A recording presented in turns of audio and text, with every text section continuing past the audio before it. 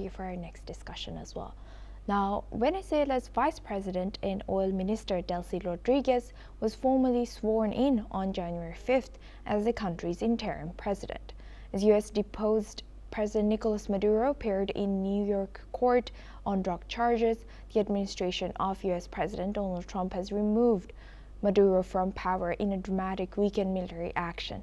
Rodriguez is a labor lawyer known for close connections to the private sector and her devotion to the ruling party. She was sworn in by her brother Jorge, who is the head of the National Assembly legislature. Also sworn in on were 283 lawmakers elected last May. Just a small number of them are classed as opposition. Most of the opposition, especially the faction directed by Nobel Peace Prize winner Machado, boycotted the election. Let's listen into what Rodriguez has shared.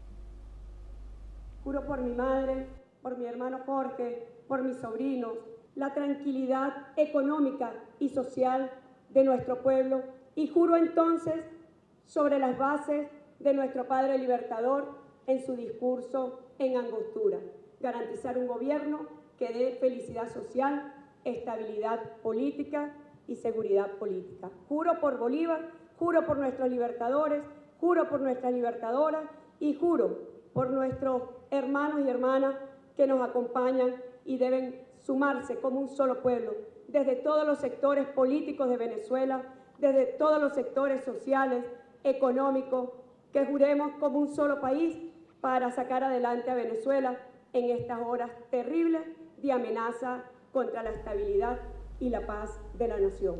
Juro. Now for this discussion, we welcome back Mr. Matthew Vadum. He's an American journalist, joins us live from Washington, D.C. Thank you very much, Mr. Vadum, for staying with us. Now, as we know that, do you think U.S. was eyeing a change in political dynamics and so much more than what has taken place now that Venezuela's Vice President and Oil Minister Delcy Rodriguez has been sworn in as an interim president? Does it change anything for U.S.?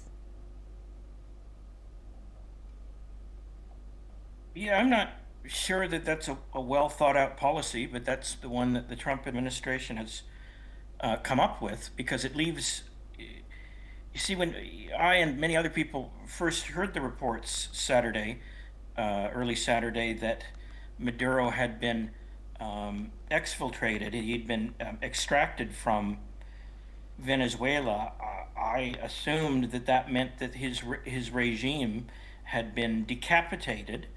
But if the major players are still there, the vice president, who now acting president, who's part of the a communist apparatchik just like Maduro, if she's still in power, it makes me wonder how they're going to do that. Now, I believe how things are going to work out. I believe this was based upon a CIA report that said that Machado, the opposition leader, did not have sufficient institutional support within Venezuela, such as in the military and so on, in order to rule the country effectively. So the Trump administration decided, on the advice of the CIA, to let Delcy Rodriguez, the vice president, become acting president of Venezuela. I'm not sure how well that's going to work out. Now, obviously she has a gun to her head, since the U.S. Armada is still off the coast of Venezuela, and the United States could intervene again at any time if she gets out of line.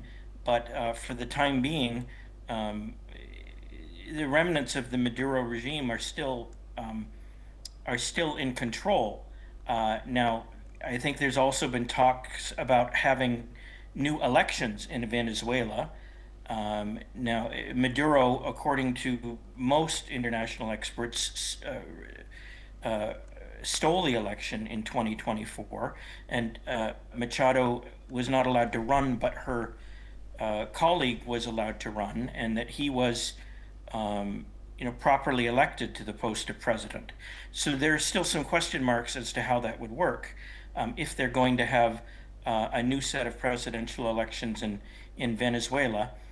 perhaps that would lend the incoming regime greater legitimacy, and people wouldn't be able to claim that it was merely installed by the United States. So maybe that's a good idea. Maybe it's not. I'm not really sure.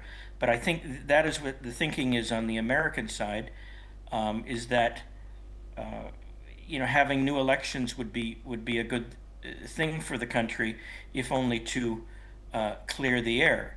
You do have some people in Venezuela who still support Maduro. In fact, they've been protesting in the streets. I don't think in particularly large numbers, but he still has a hardcore base of supporters in Caracas, the capital, and in other parts of Venezuela, and they are agitating for his return, which is not going to happen. But that it doesn't mean that his successor, Delcy Rodriguez, would not be allowed to stay in power. So it's a messy, kind of fluid situation, and the kind of thing you might expect to happen when you go in and you relieve the sitting president of his duties. You are going to leave a power vacuum, and it creates problems that have to be solved. I think that what the Trump administration is doing is keeping a watchful eye on what's going on, and if things don't get out of hand, then maybe we will move to some sort of a transitional phase, and either Machado or her colleague will be put into power in the presidency, or they're going to have a new presidential election. That I would like to thank Mr. Vadum for joining us today and sharing that